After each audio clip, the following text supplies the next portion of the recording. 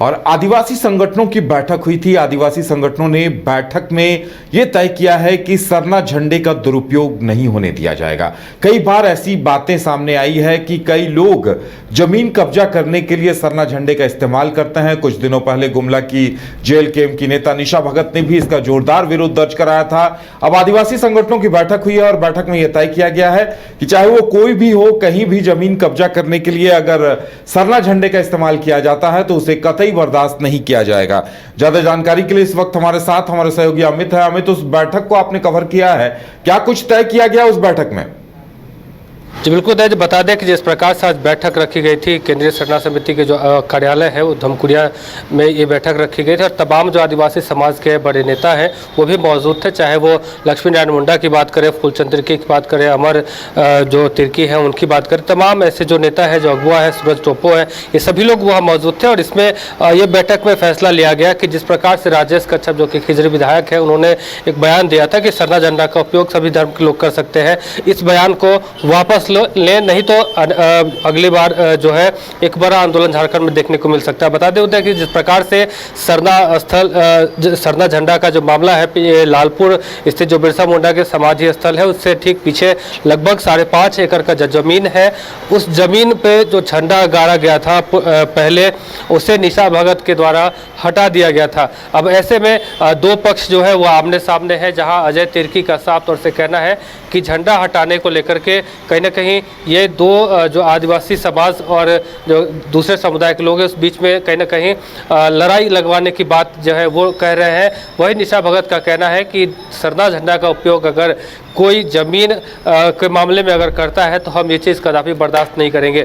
साथ ही आज जो बैठक रखी गई थी, बैठक पे कहा गया है कि राजेश कच्छप जो कि खिजरी विधायक और अजय तिर्की जो कि केंद्रीय सरना समिति के अध्यक्ष है, उनके द्वारा जो पिछले दिनों जब बयान दिया गया था जो सरना झंडा को लेकर के, उस बयान से वो पीछे हटे, उस बयान को लेकर के माफ़ी मांगे, अन्यथा झारखंड में एक आंदोलन जो है वो साफ तौर से देखने को मिलेगा। और उनका ये भी कहना है कि सरना झंडा जो है वो हमारे समाज का है, हमारे धर्म का है, हम लोग इसे पूजा पाठ करके इसे कहीं भी स्थापित करने की बात करते हैं। लेकिन जिस प्रकार से पिछले दिनों से सरना झंडा को लेकर के जो बातें आ रही हैं सामने, यह काफ़ी निंदनीय है। अगर इस प्रकार के अगर बातें अगर होती रहेगी तो हम लोग सड़क पर उतर करके इस चीज़ को लेकर के आंदोलन करेंगे। तो अमित, देखिए ये मुद्दा काफी तूल पकड़ रहा था, क्योंकि जिस तरह से जमीन कब्जे के लिए इस झंडे का इस्तेमाल किया जा रहा था और निशा भगत उस दिन झंडे को हाथों में लेकर आई भी थी और कह रही थी कि झंडे का इस तरह से इस्तेमाल नहीं होने देंगे। तो अगर आदिवासी समाज इस तरह का निर्णय लेता है, एकमत होता है, तो ये एक बड़ी बात कही जा सकती है।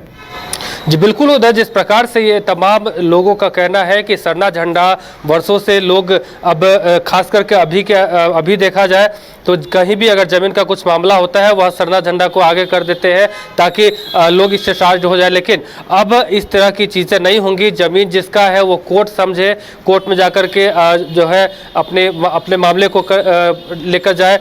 लेकिन अगर सरना झंडा के उपयोग जो है ज़मीन के मामले में अगर किया जाएगा तो कोई भी आदिवासी समाज जो सरना धर्म मानते हैं वो इस चीज़ को कदापि बर्दाश्त नहीं करेंगे, हम इसको लेकर के विरोध करेंगे।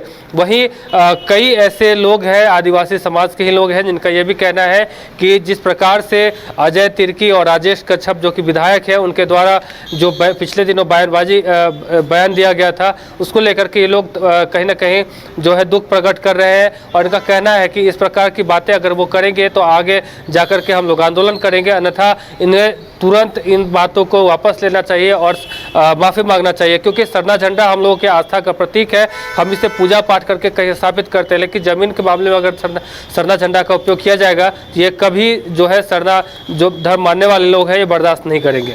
चलिए अमित, हमारे साथ जुड़ने के लिए और तमाम जानकारी देने के लिए बहुत बहुत धन्यवाद। तो इस फैसले का कितना असर होता है और आदिवासी समाज इसे लेकर कितनी जागरूकता दिखाता है, ये देखने वाली बात होगी।